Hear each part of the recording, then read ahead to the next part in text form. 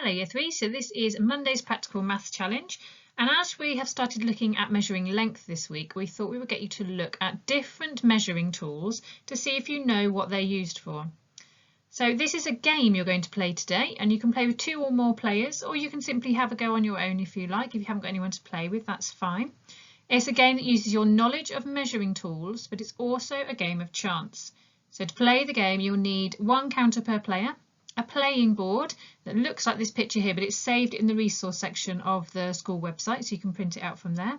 And you'll need to use the online spinner, which is also linked in the resource section of the school website.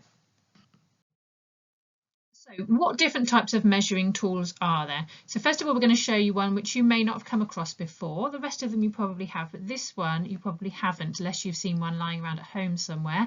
You will use one of these at St Nick's, but we haven't looked at one yet.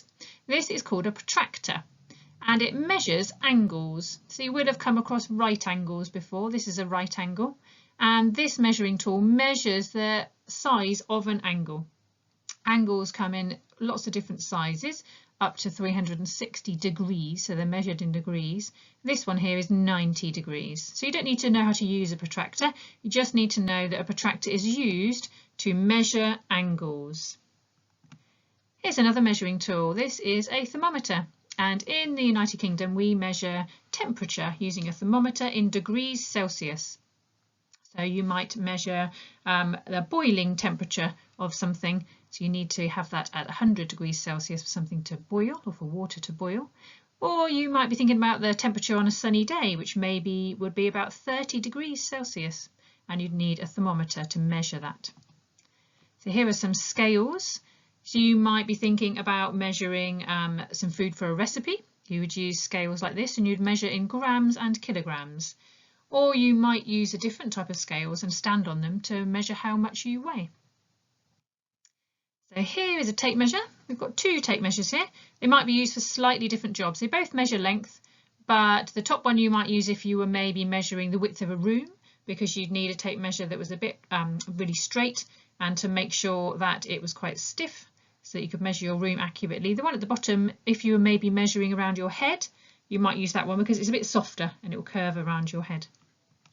So here's another tool for measuring length. You use these all the time, but you might use this one if you're measuring a shorter length than the other tape measures. A clock is a measuring tool. We use that to measure time in seconds, minutes or hours. And a jug is another measuring tool, and we measure liquid, so capacity, in millilitres and litres. So these are the types of measuring tool that you'll find on the spinner today. So you don't need to go and find these measuring tools. This is just so that you know what they look like. So here are the rules of the game. So player 1 spins the measuring tool spinner, and here's a picture of the spinner, and you'll find a link to this on the website.